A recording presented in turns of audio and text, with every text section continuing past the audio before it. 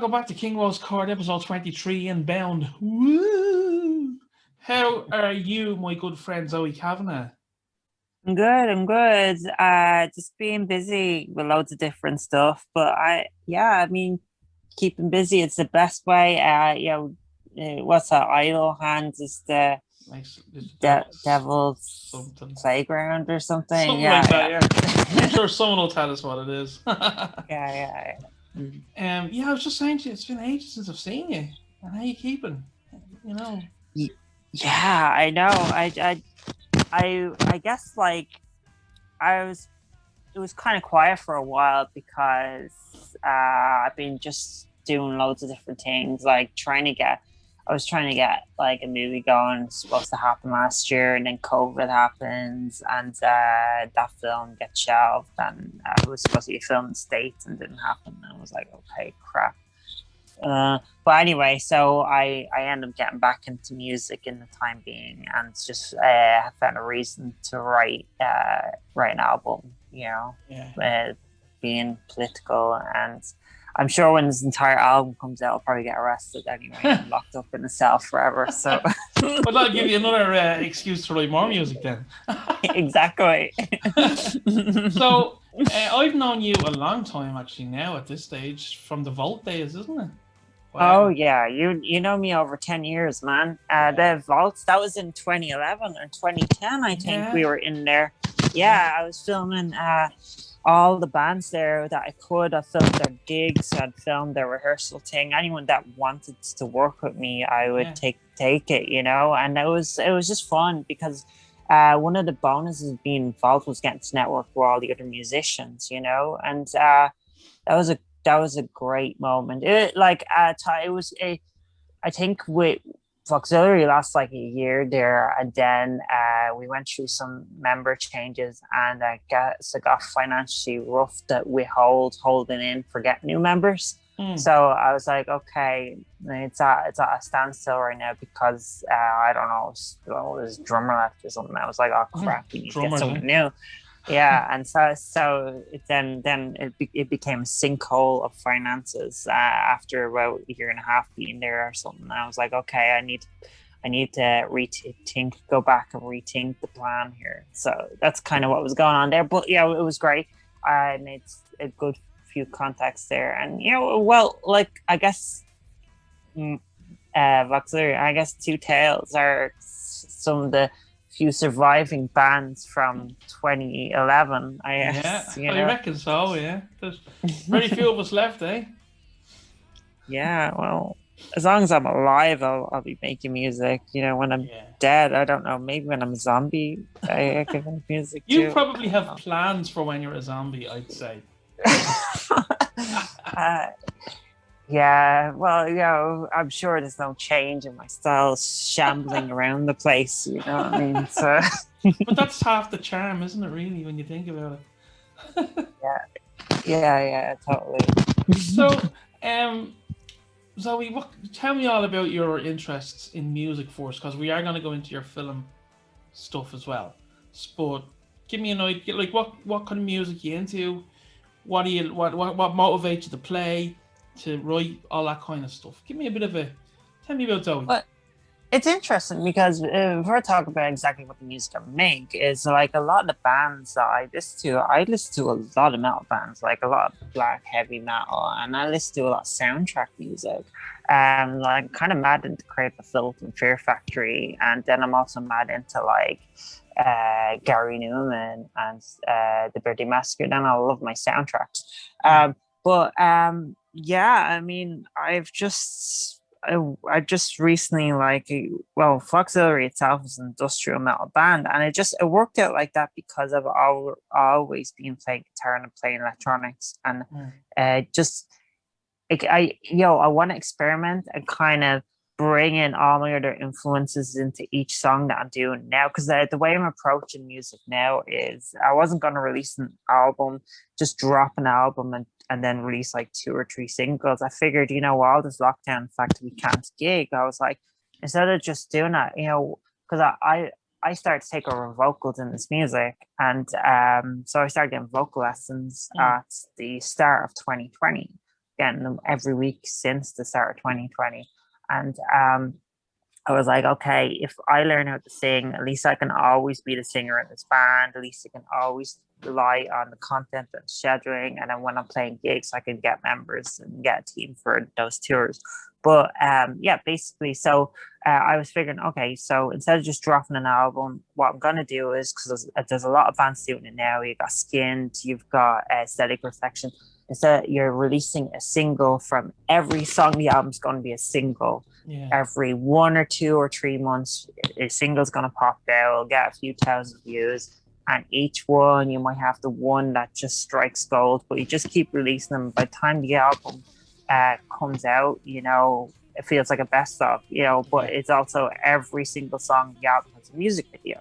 And so that kind of builds a thing. So I want to approach it that way. And it's like also the fact that I'm very slow at making music, like, because I'm always want to make it right. I always want to make the song right because I'm always mixing and producing my own music in Logic. So I'm a perfectionist in that regard. You know, sometimes I'll get other musicians to guest on the songs to kind of do certain parts because I want a certain thing to it, you know.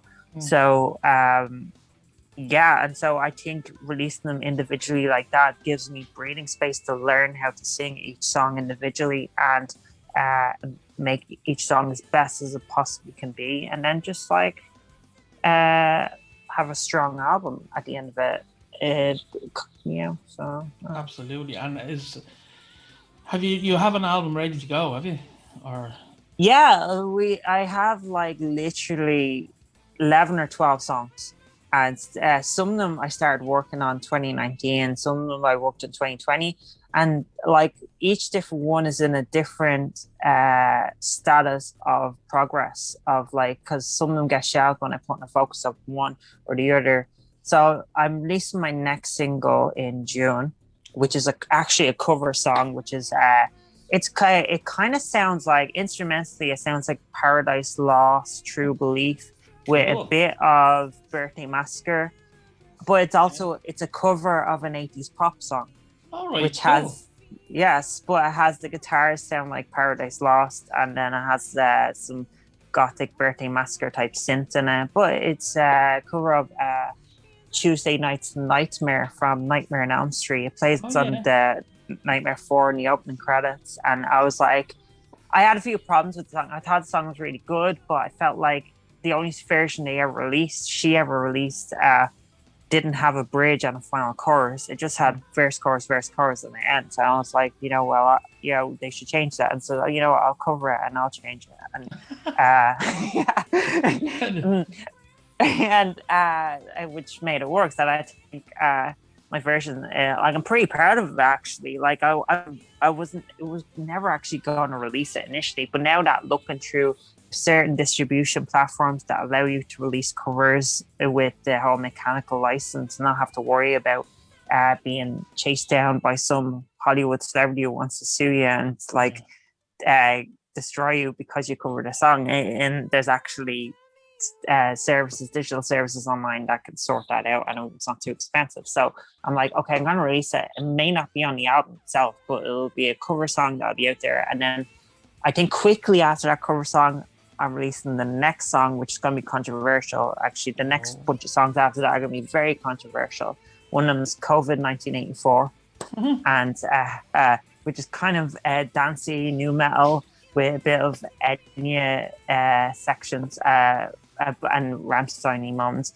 And then after that, I think there's a very dark song I wrote, which is about child trafficking, called Crime to Humanity, and that's like nearly 6 minutes long. So that'll get a video too.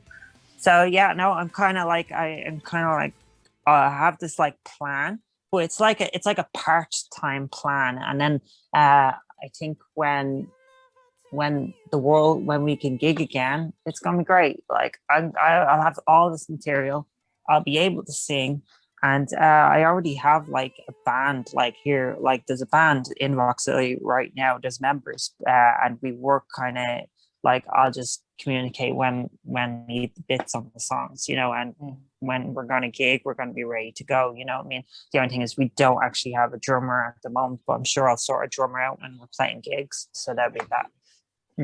And would you have, like, let's say you didn't get a drummer at that stage, would you use electronic drums if you need to be?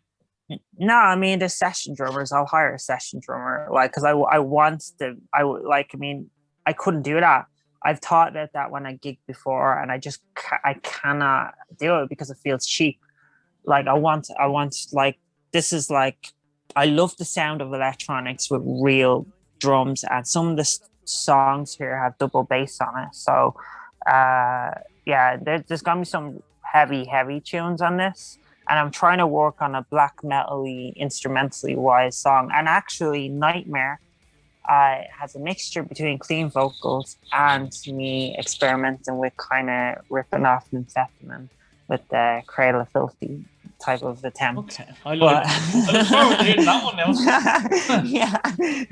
So it's kind of hinting that, like, I mean, you know, I'm going in different places with it, but like, this is kind of say that my experimentation in the music, you know, I could take it anywhere, you know what I mean? So it's when I hear, like, when I released Tearaway, and someone said to me it's not heavy enough, and I thought it was a heavy song but it was because it took like a minute and a half to get kicking, and it was like a lot of Depeche Mode for a bit, and then when it gets kicking, it's really heavy.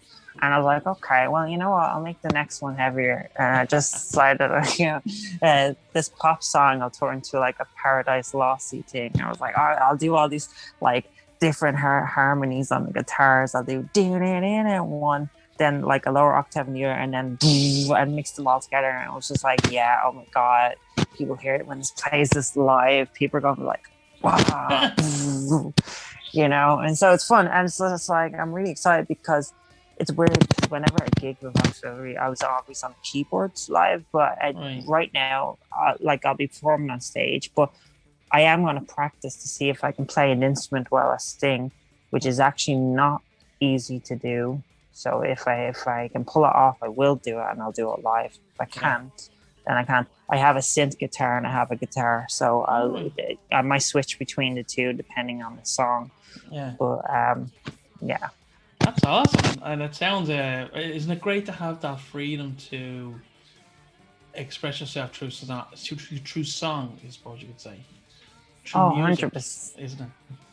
Well, you know, Nine Inch Nails and Gary Newman are a huge inspiration to me. To have like Trent Reznor and Gary Newman, like they're always throwing new stuff, but the fact that they're really just one person, like, who's constantly has their expression, you can always tell their style of music, and you can always, like, when you hear it, it's just like, that's definitely them. But it always has that and to me, it's like, it's inspiring to kind of have a signature sound, and be always reliant on yourself, that you can always make it and it'll always exist, you know. So but there's a big gap between the last album I released and this one. It took a long time. I mean, I think I kind of disappeared, I fell off the radar of it, because I think it was just financially hard to kind of release the fourth album, to kind of play gigs and do all that stuff. I just couldn't afford it back then. Now I'm just like, you know, fuck it, I'm just gonna do all this, you know what I mean? I don't care anymore. Just get out and do it and get your name out there. It's the best way to do it. That's it, like, you know. What was I gonna say to you there? So Voxillary, where did the name come from? Korn had an interview, and I think it was one of the guitarists had said, I don't know, it was Head or whoever, but they said if you want a name for your brand, you should create something Google friendly, and it should stand out, you know. So when you type the name to Google, it would you'd find it straight away. So I was like, okay, you know, I'm gonna make up a word, and that's gonna be, and you look at Metallica, you look at all these things. So, but then the influences that I had were so I was thinking 80s stuff, so I thought of Ultravox is, you know, the 80s pop band, new wave band, and then I like Fear Factory and I like all that mechanical sci-fi industrial stuff. So I thought Auxiliary, and I was like, okay, what if I mix those two together?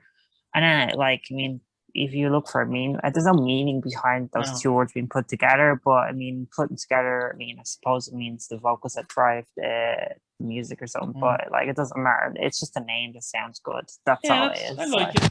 I think it's a cool little name. You know, it's I know it's you when I hear Voxillary, so put it that way. Yeah, yeah, cool. What Hmm. is your favorite Nine Inch Nails album?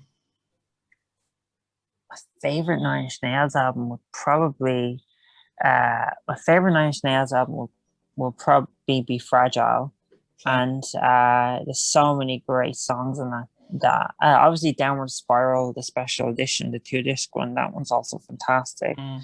But yeah, Fragile has so many epic tracks. Oh, like, I mean, we're in this together is there's so many fields in his music and so much emotion. Well, I think he hit his peak with that album in terms of those kind of things, you know. I did. I agree, but like to an extent. But I have to say, I really like With Teeth, and I liked some of the stuff that followed. But then I did feel when Nine Inch Nails continued after that, it went more indie rock for me, or it went to something that I didn't really like. However, Trent Reznor's music in compositions, like a score for Dragon Tattoo, Social Network, and Gone Girl, masterpieces, absolute masterpieces. And How to Destroy Angels, which is a great side project he did with his wife, and Atticus Ross, absolutely incredible. So I mean, like, even if like Nine Inch Nails future albums were not special, they've such a great catalog anyway. So if they played live, they'd have such a great catalog. So. Absolutely, I love The Perfect Drug. What a song! Oh my god, it's amazing. It was for the Lost Highway soundtrack. And what's mad is like it has this great last 2-minute closure that's really sad and melancholic. Without you, everything falls apart. I just wish that was slightly longer, and I wish they didn't cut off. I was like, so good. It just give us an extra minute or two. But so good. And the video looks like something else Tim Burton would direct or something. I love it. I mean, like, that's the same when he knows, when he gets the emotions right, he really gets them, like, you know? Absolutely. You can really feel like, because like the way he plays his chords is always very broken and melancholic, and it's very simplistic, but it's catchy.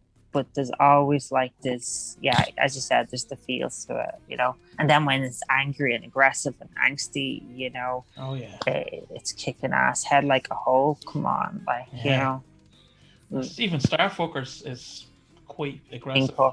Oh yeah, I mean, Starfuckers is anti-celebrity. It's brilliant, you know. It's all anti-superficiality. I love that he just calls it all out, you know. Yeah. I should look at him, and he stays true to his word, you know, and that's what I think people respect about him. Always did, like, you know. Yeah. So, you're, as you said, you're a filmmaker as well, and you do a lot of music videos. So, what would you say? What was the last, apart from your own band, what was the last band you worked with? I'm not allowed to say their name. They're too big. Oh, sorry. Right. Okay. Well, apart from that one.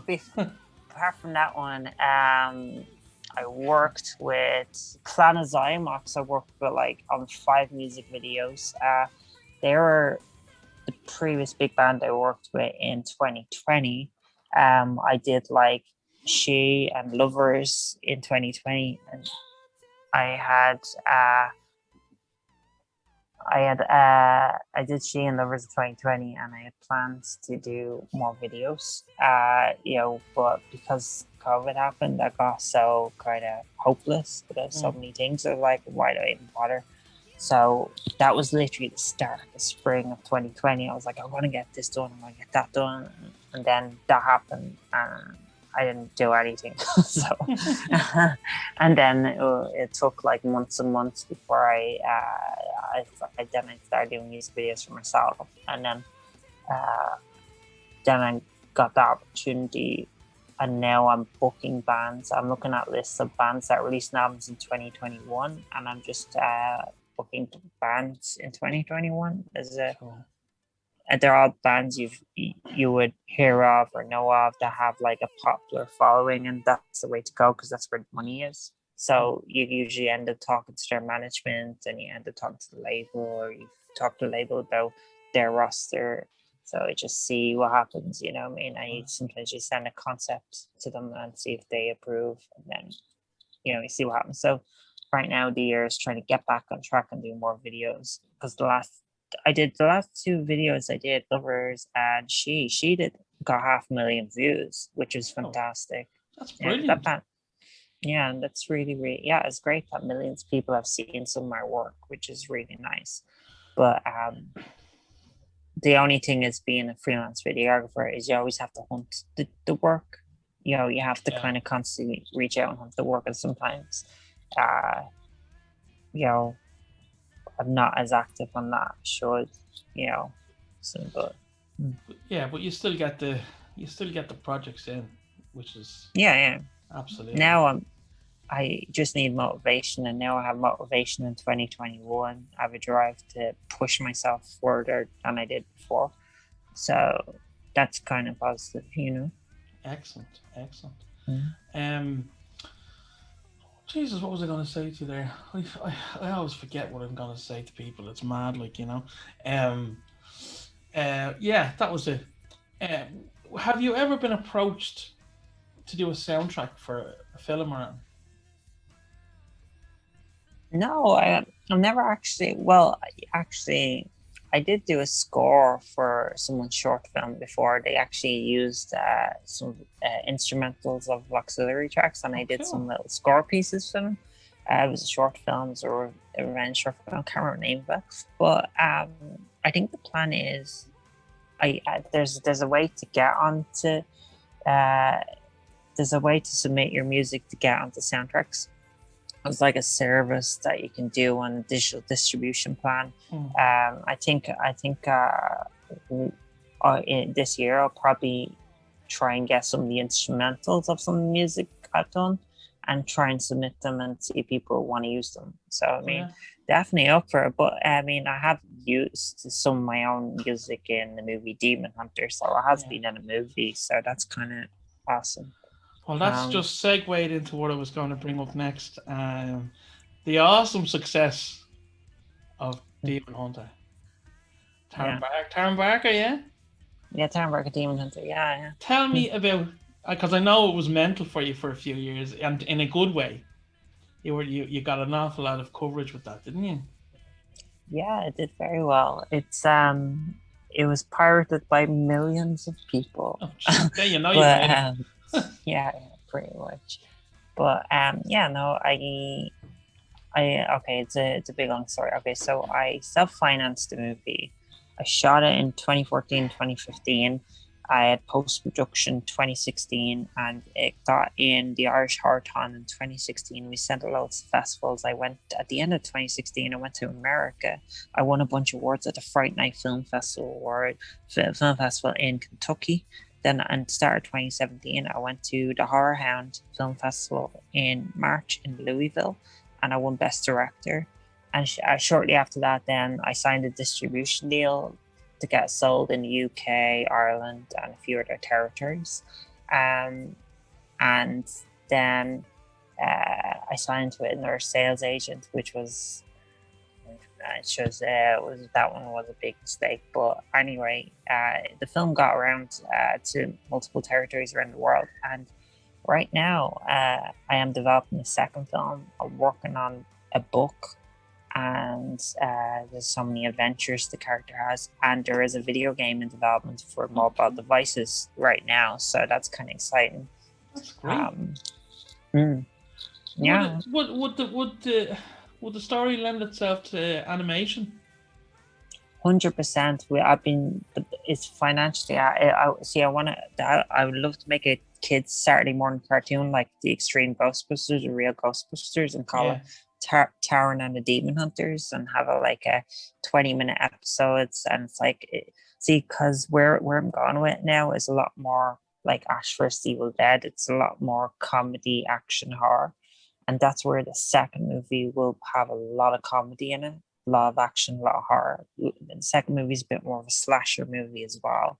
And then yeah, the cartoon series, if I'd ever do one, would be more schlocky, more fun. But yeah, I mean, yeah. So I guess it depends on how well the mobile game does, and maybe how well the next movie does, and the book, I suppose. Yeah. So I'm intrigued about the game. When is the game scheduled to release? Do you know? well, we've done 2 levels out of 5, and so we've 3 more levels to finish.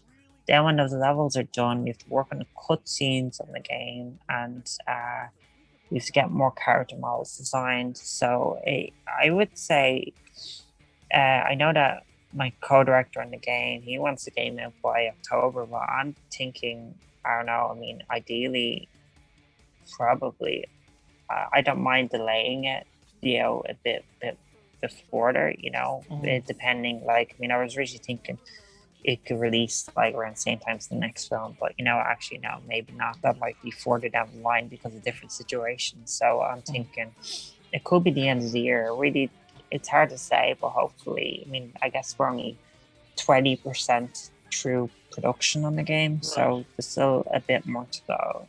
So it's kind of like, yeah, it's kind of like Castlevania meets Resident Evil, but it's a platform game. I like the sound of that. That sounds actually very interesting. I'm looking forward to seeing that when it comes out now outside. Awesome. You said you're a gamer. Mm-hmm. Yeah. What are you playing at the minute? Well, I recently completed Resident Evil Village, and I mostly play Dead by Daylight. I'm really addicted to Dead by Daylight and Friday the 13th. But aside from those, I played GTA 5, I guess, and a lot of Resident Evil games, and I don't know. I was playing Goat Simulator there. Oh God, it's terrible. Simulator. Don't bother. Like, no. It was free on PlayStation Plus, yeah. So I was just like, I saw a YouTuber saying, if you want to just act a maggot, try Goat Simulator. Played it for about 10 minutes. Yeah. Then uninstalled it. I was like, nah, it's boring. It's crap. It is. I got Alien Isolation 2 days ago. Oh, it's amazing. I have Alien Isolation on PS3 and PS4. It's so scary. It's so scary. Yeah, I decided to pull the trigger and get it, Yeah, you're going to have a good time. I'd say the game is about 20 hours long, and that's excluding all the extra content, which has like more story, more missions. So you're probably going to get 30 hours out of that game. It's really, really good. And I honestly think, like, I'm surprised we haven't gotten many other games following that template of not having weapons. Like it'd be great to have like a game like a Halloween game or some sort of horror game where it's the same situation where you have to use your wits and stuff to get by this big unstoppable killing machine. Yeah, I'm finding it. I'm finding it weird to not have a gun, or I'll get used to it. Well, it's only for half the game. You don't have a gun. Yeah. It'll change. But myself and yourself are both now involved in a very, very exciting project called Ashari. Mm-hmm. Yeah. Tell me a little bit of how you're getting on with your group or groups. I'm in 2 groups. I'm leading one, which is the industrial metal one. And the other one is an all-girls metal track, which is a bit, to me, instrumentally, it's like a mixture between thrash metal and there's like a section of doom in for like a minute of it, and then it goes back to this like thrash metal vibe. But so with the industrial metal track, it was easier for me to kind of make that one because I got to begin the composition firstly and do it through synths, and then from that we built on top of the synths. So that song is basically done now. There's just getting in the final pieces from the people, like getting in the final vocal pieces and getting in where the final drum pieces that Damien's happy with, and then I'm gonna do a rough mix just to kind of put it together, and then we're gonna send it off to whoever, I don't know. And then the other one was a bit more, I guess, a bit more tricky for me, because the other one was started off from the ground up from a guitar riff, and so then we have to kind of sit down and discuss the structure of where those riffs are going into the right place, and then figure out then is waiting to hear what the drums sound like on the riff, so I can understand now what the synths are going to be on it. So I started putting some samples in the track. I think I put a 5-second sample from the James Horner score of Aliens at the very start. And there's like little pieces of that score to create because he uses like horns in the orchestra on the Alien score, and I just take like a chord from the orchestra horn and I put it on top of certain heavy riffs to make it sound bigger. So I was just like, okay, I'll take that sample, put that there, I'll put that there, and it's only like, it's just one chord, so no one's ever even gonna figure out where it came from, and that's what I do all the time. So doing that on top of writing melodies on top of it, but I'm approaching this keyboard wise like a bit influenced by Cradle of Filth and My Dying Bride, and kind of approaching it in a bit more of a gothic way, and that's a lot different from the other song. Yeah, I was originally going to put like I dropped it now, but I had like a choral choir in the chorus, and then I realized, I should remove that. That should be for the singer. But I had this like, oh, oh, oh, oh. And I was like, that's kind of like, oh, oh, oh. And I was like, that's actually pretty awesome. But I removed it because I just felt it was taken away from it what the singer should be singing. So I just like yanked that out. But it was like something out of an action movie. But it was cool. Yeah, it's really exciting hearing everybody's projects and seeing how everyone's doing, and I can't wait for it to be done, and I can't wait for people to hear what we're all working on. And it's a great idea. It's a fantastic idea. Yeah, I didn't want to pick up too many projects because I have so many things going on, but I was happy to do 2. I was like, 2 is good enough for me. As long as I put my fingerprint on 2 tracks, I don't care. That's fine with me. I'm doing 3. Nice. I'm leading 1, and then I'm doing. Although it's really 2.5. I'm doing kind of a couple of lines on one of the songs, and then I'm leading 1, and then there's another team leader, the other one. So it's interesting. I don't know about you, but it's interesting dynamic working with people you wouldn't have worked with before, and seeing different people, the way they work, and especially when you're not the team leader, because myself and yourself would be band leaders, so it's all, and like, so that's why I went 2 ways. Was the lead way, because I know that I that's second nature to me, and then the following, being someone else the team lead, to see if that works for me. And I'm just sitting back and I'm just like, I'll do whatever you need me to do when I'm ready, or when you're ready. It's probably like that for you with when you're not the team lead as well. It's just like, just sit back, let someone else do most of the work. It's mostly been easy for me. Yeah, totally. Well, actually, the industrial metal song was the easiest for me ever, because I got all my work out of the way at the very start, because I built the bones of the song, and then I just sit back and let everyone do their thing. Nice. Now, granted, I guess I because being team leader, I end up having influence on some directions of what some people were taking certain elements. So, I mean, just because you'd be asked, it's like, oh, does this work with that? I was like, okay, so I guess there was some guidance there on some decisions, but yeah, I mean, it got easier for me. And with the other one, on the opposite end, I'm coming in kind of at the back end on the other song. I'm letting them do all the other pieces, and I'm coming in to complement that now, so.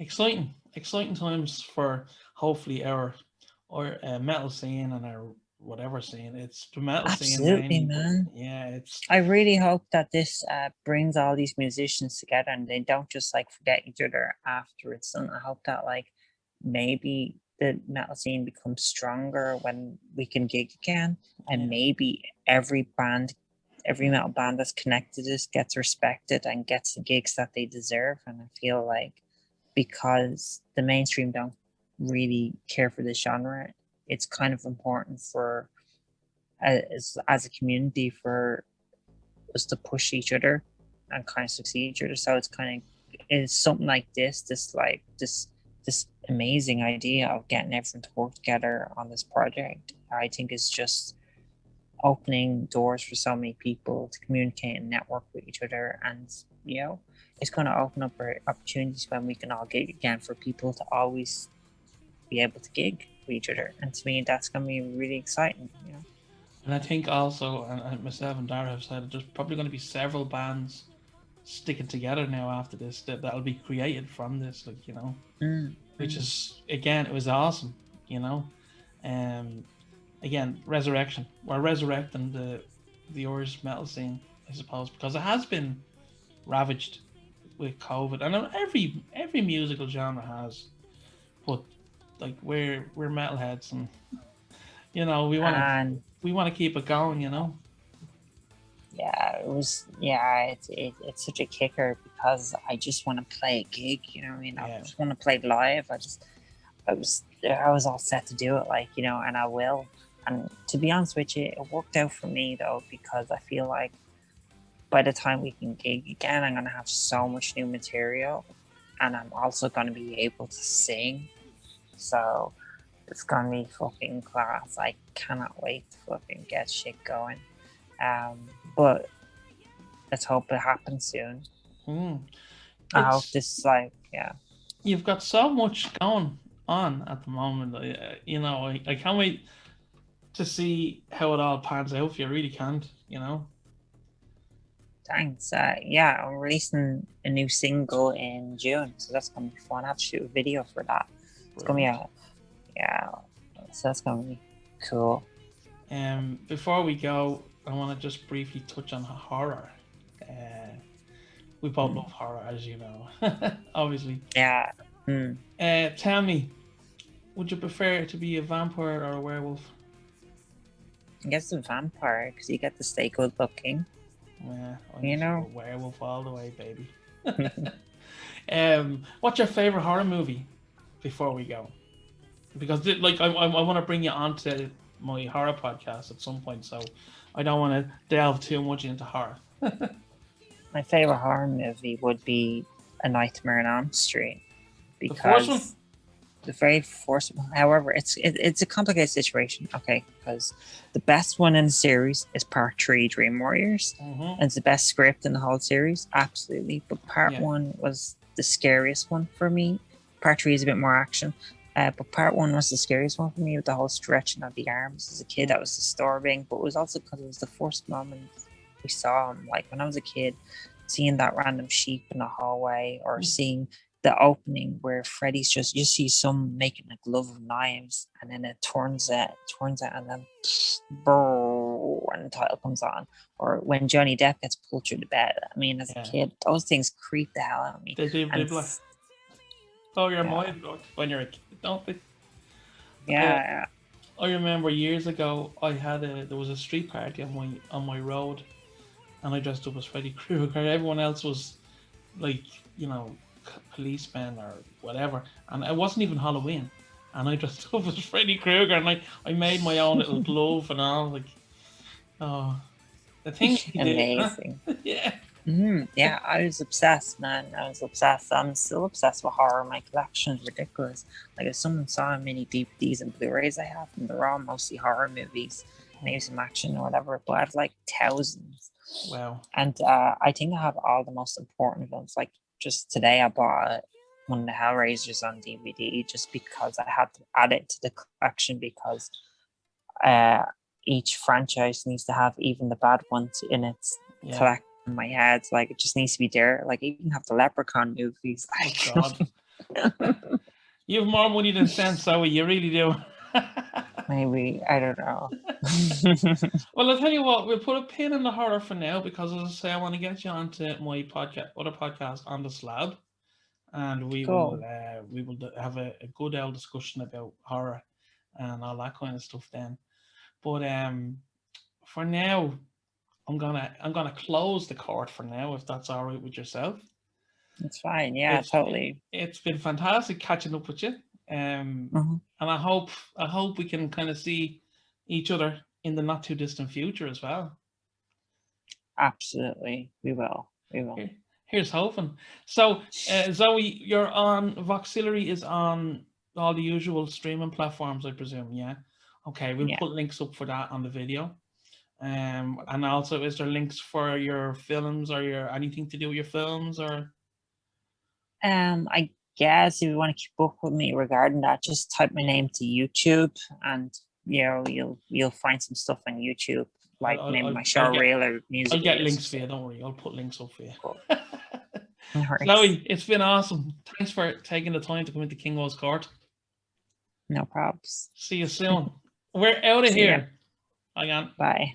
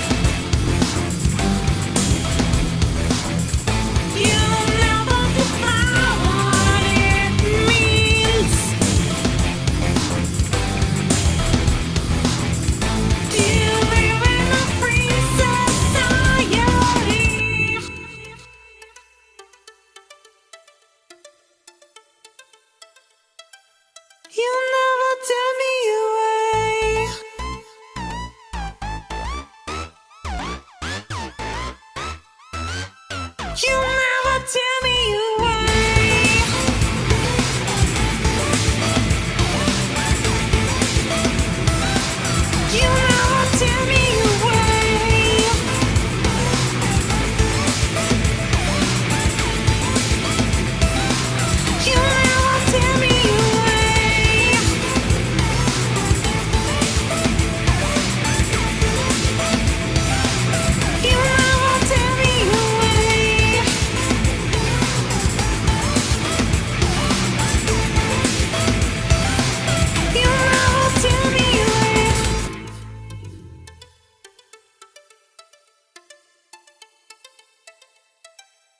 You'll never tear me away.